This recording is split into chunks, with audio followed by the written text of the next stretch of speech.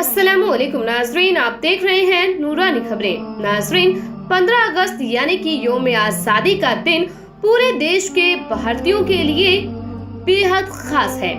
लेकिन ये देखा गया है कि इस दिन के जश्न को मनाने के लिए जितने खुश गैर मुस्लिम दिखाई देते हैं, उतने खुश मुसलमान दिखाई नहीं देते।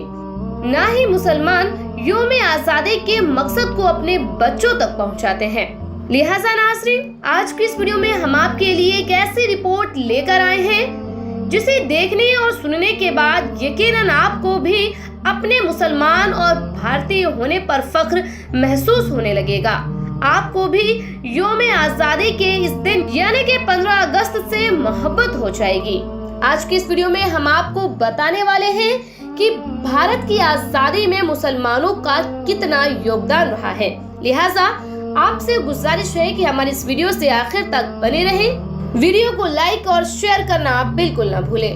क्या आप जानते हैं कि अंग्रेजों के खिलाफ लड़ाई लड़ने वाला पहला शख्स और कोई नहीं बल्कि एक मुसलमान था। वो कौम दीन इस्लाम से ताल्लुक रखती थी जिसने सबसे पहले अंग्रेजों के खिलाफ हथियार बुलंद किए थे।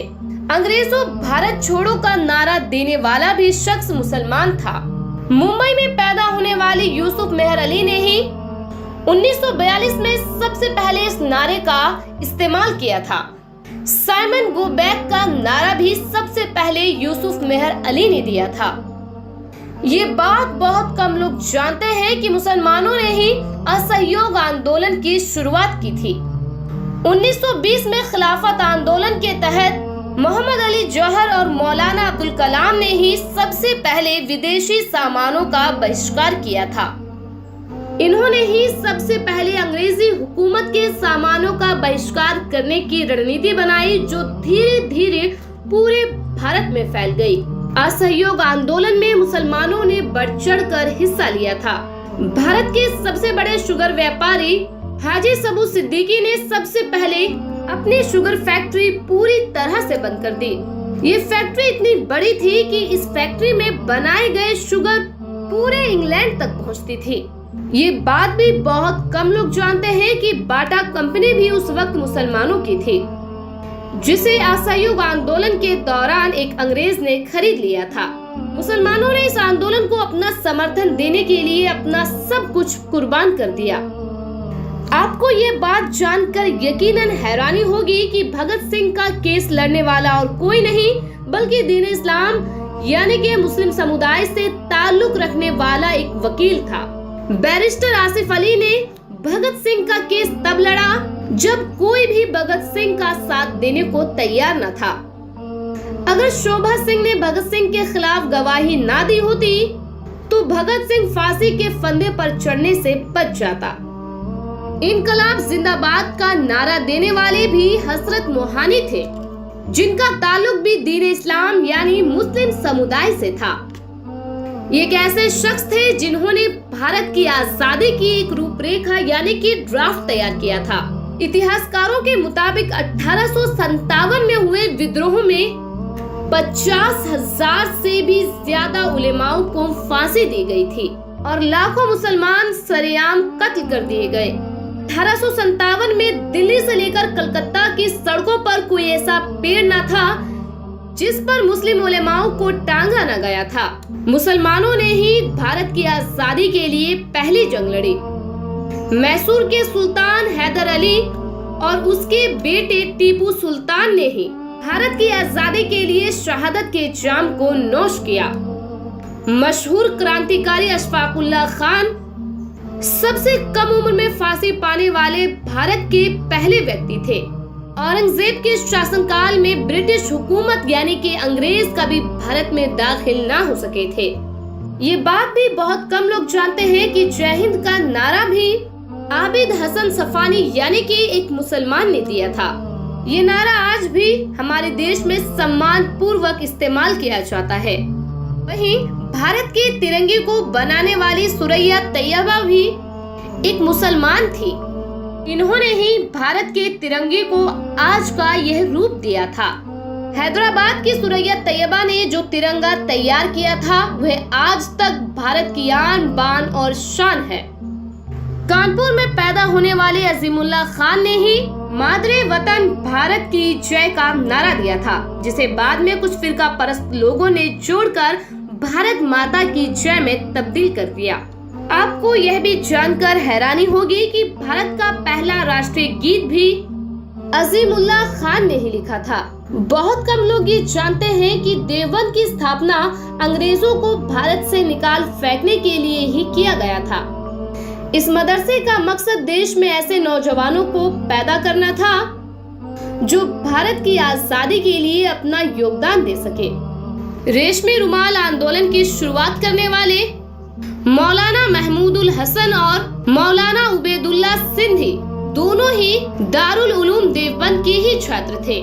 मौलाना उबैदुल्ला सिंधी ने सुभाष चंद्र बोस के साथ मिलकर भारत की पहली अस्थायी सरकार की स्थापना की थी और यह भारत के पहले गृह मंत्री भी बने थे।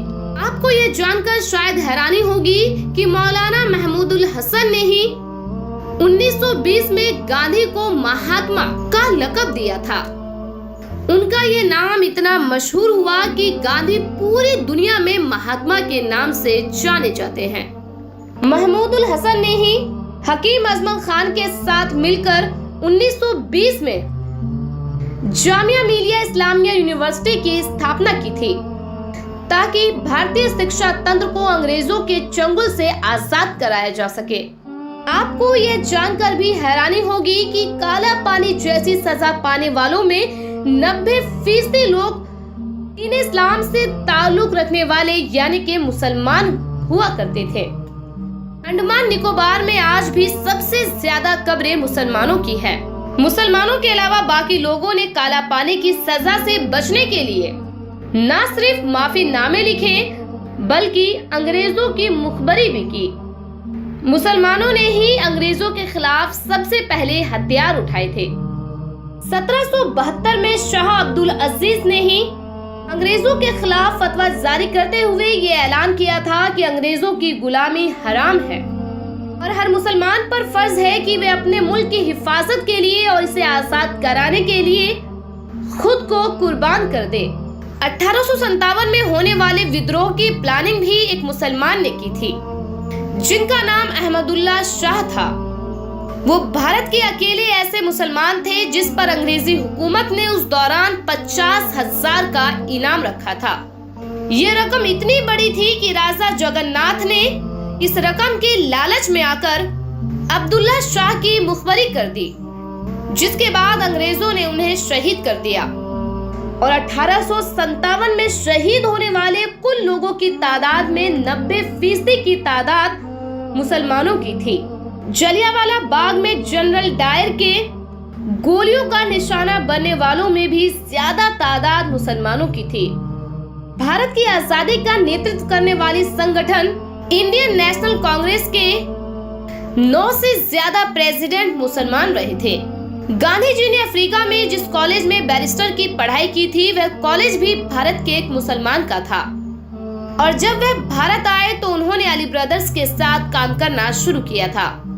बहुत कम लोग जानते हैं कि 1921 में केरल के मुसलमानों के द्वारा लड़ी गई जंग में 3000 से ज्यादा मुसलमान शहीद हुए थे और इस दौरान 50,000 से ज्यादा मुसलमानों को जेल में कैद किया गया था।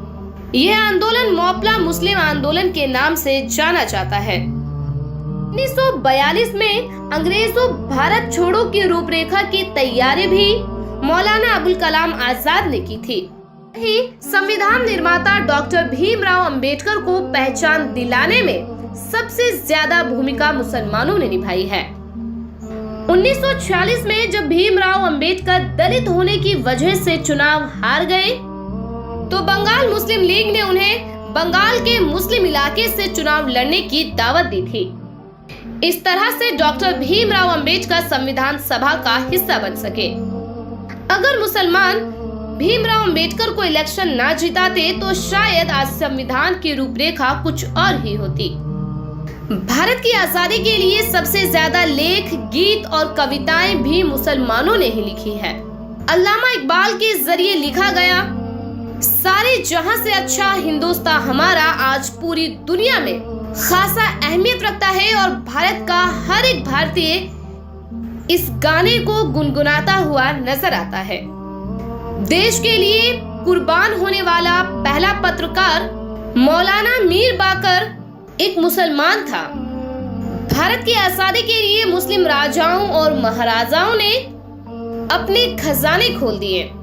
कोलकाता के हाजी उस्मान सईद ने भी अपना सब कुछ भारत की आजादी के लिए कुर्बान कर दिया था। हाजी उस्मान के अमीरी का अंदाजा इसी बात से लगाया जा सकता है कि 1920 में कोलकाता में बनने वाला हर स्कूल और हर बड़ी बिल्डिंग उन्हीं की थी। और भी ऐसे बहुत से मुसलमान हैं जिन्होंने अपने अरबों की संपत्ति देश के नाम कुर्बान कर दी। सुभाष चंद्र बोस द्वारा अफगानिस्तान में तैयार की गई सरकार में 9 में से 5 मंत्री मुसलमान थे। भारत की आजादी के दौरान देश भर में मौजूद मस्जिदों को किले की तरह इस्तेमाल किया गया था। इन मस्जिदों में सुबह शाम भारत की आजादी के लिए ऐलान हुआ करते थे। आजादी के दौरान भारत की कोई एक ऐसी मस्जिद न थी जिसके दरो दीवार पर मुसलमानों का खून न लगा हो। इन सब के अलावा ऐसे करोड़ों मुसलमान हैं जिन्होंने भारत की आजादी के लिए अपना सब कुछ कुर्बान कर दिया। जान से या फिर माल से जितना हो सका देश को बचाने और बनाए रखने के लिए सब कुछ कुर्बान कर दिया। बहरहाल नाज़रीन, इस पूरी रिपोर्ट पर आपकी क्या राय है हमें कमेंट कर जरूर बताएं और 15 अगस्त से पहले इस अजीम मालूमात को ज्यादा से ज्यादा लोगों तक पहुंचाने के लिए हमारे इस वीडियो को ज्यादा से ज्यादा शेयर करें। खुदा हाफिज।